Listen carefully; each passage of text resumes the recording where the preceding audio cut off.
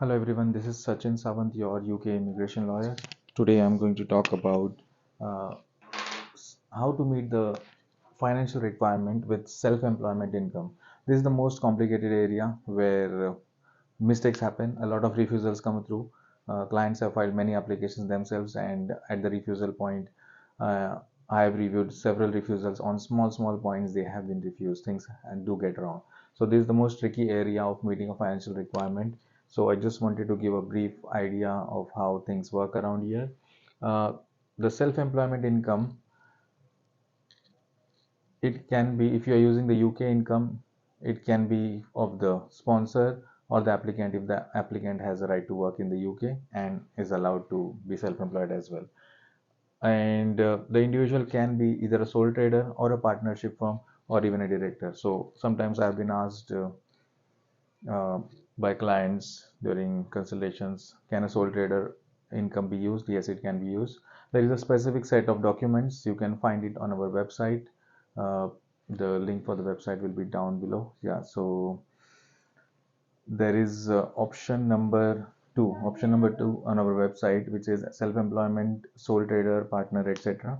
And there is a specific list of documents. Mainly in that case, so the way you can use the financial requirement is either last 1 year of income from self-employment or last 2 years of income. You can average it out if it has gone down and up. So those are the two options you have, not more than that. You cannot average three, as it says over there. To the best of my knowledge, it's only 1 year or 2 years average. You can mostly, I've seen people always use 1 year. That's what common practice I've seen. Secondly, it has to be the immediately preceding financial year that has happened. So if I'm filing today, today is, we are on 23rd of June. I can only use a financial requirement for self-employment, whether it is whichever area, director, sole trader, that the year has ended on 5th April. So if you're a sole trader, your year would have ended on 5th of April 2023. So that is the financial year. If you've not filed your taxes, your tax filing deadline may be later, December, January, whatever, that is electronic filing. But if you want to file a spouse visa, then you have to file it now and get all the documents. There is no option. And you may also have to pay whatever taxes you are liable for. So whatever you are required to pay as per HMRC. Yeah, so as of today. So yes, immediately preceding year or immediately preceding 2 financial years. For companies and all, you may have a different financial year. It may be ending on 31st December, 31st March, whatever that is, but immediately preceding one, whichever has ended. That's the second point. The third point, okay, for sole traders, important is they will always ask for a P&L and balance sheet. So this is a common thing. On HMRC does not require sole traders. So I know the tax laws also briefly. So HMRC does not require sole traders to have a P&L. There is nothing, no requirement, a P&L and a balance sheet and all of that. But in the immigration rules, it has been provided that you have to produce it. So hence, I know several times clients have not given. We've explained to the caseworker, however, they did come back with the same copy paste email asking us, and then we just asked the accountant and got it prepared.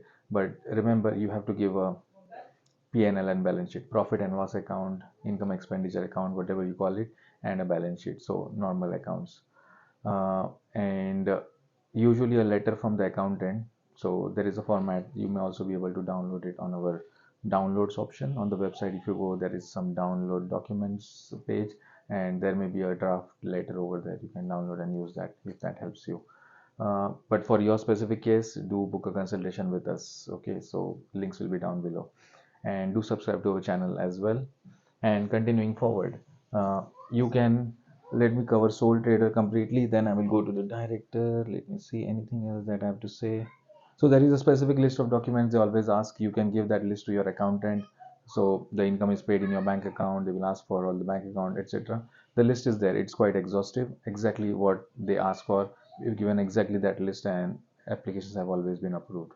So what else? Then you have to show evidence of ongoing self-employment in the last 3 months. So that is quite important. So let's say your financial year ended in April, you're filing the application in January next year. So between January and the last 3 months, so November, December, or January, you have to give some evidence to show, maybe a bank statement showing some payments. There are different options they give there.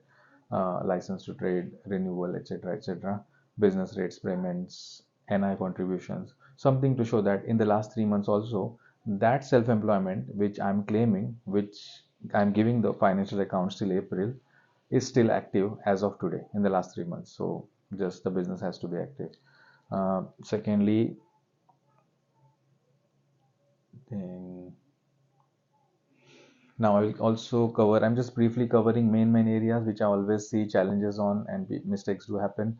On the director side, if you're a director of a company, then yes, you can use that.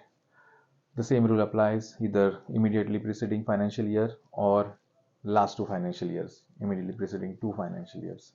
And the company director is quite a very long list. Definitely copy and paste that list and give it to your accountant. It's not, some individuals cannot do this.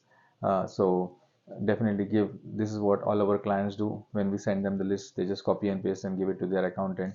Accountants understand more and they know what those documents they're talking about.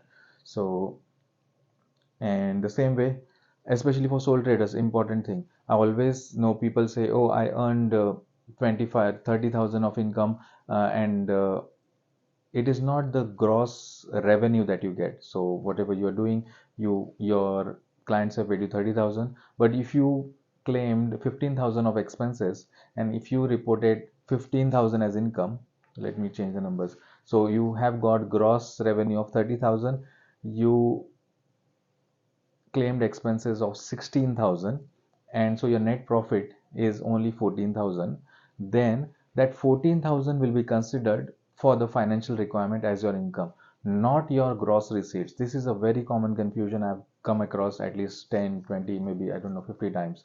Clients assume that whatever is the gross receipts will be taken. No, it is the amount which you are reporting as your income and you are paying the tax on. If you are paying a tax, whatever that is, that would be counted. So that net amount, if it is, in my example, if my gross receipts are 30,000, I've claimed my expenses of 16,000, I've only reported an income of 14,000, that is my net income, I will not meet the financial requirement. I need 18,600 as the financial requirement.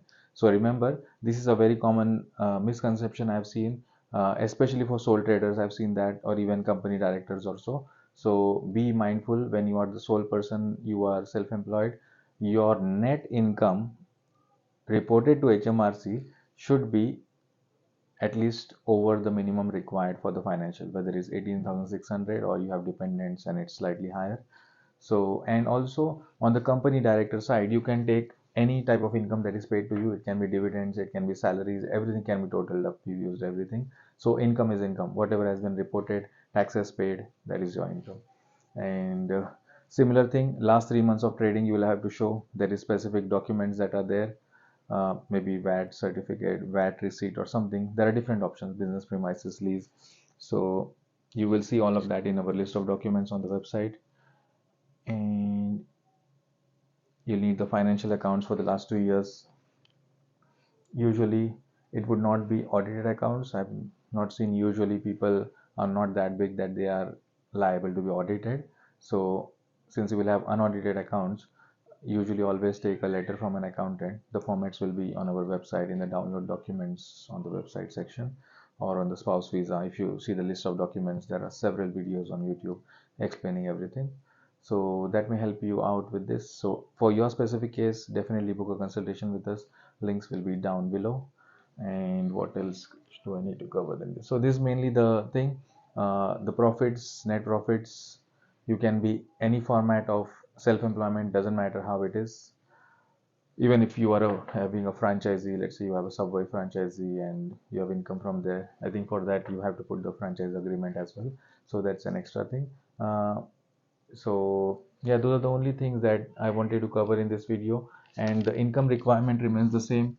It is 18,600 for one person applying. So if it's a main applicant, and it goes up accordingly, you will see the, it's also on the government website. If your child is applying along with the main applicant, it changes and all. So I think it goes from 18,600, 21,400, and 2,400 or something. It keeps on adding up. So that's it. So this is all about financial requirement and self-employment. It is also possible if you are self-employed outside UK, and you are transferring to the UK, it is possible. We've done cases like that. It's slightly tricky transferring self-employment, but it is possible. If you have such a case, do discuss with us, book a consultation, and we can tell you whether you can use it, how you can use it, etc., what documentation will be required. So yes, it is possible even for, that's a combination of current employment outside UK and you are moving to the UK as a couple or family, and you want to continue your self-employment over here. For example, you are an IT consultant, you have a business somewhere, say anywhere in the US, South Africa or something, then you will be continuing the same self-employment from the UK. Yeah, there may be some documents required, but we can advise on all of that. And if you do like this video, subscribe to our channel, give a thumbs up if it's on YouTube, or like on TikTok, wherever you're watching this video, do follow us. And if you have any questions, comments, you can write them. You can usually ask on the YouTube channel. We also go live on YouTube. You can ask questions over there. We briefly answer questions over there. For specific advice, tailored advice, customized one, book a consultation with us. On the live session, we can just give a 1 minute advice, a generic advice, I would say, not a specific one. And thank you very much for watching this video.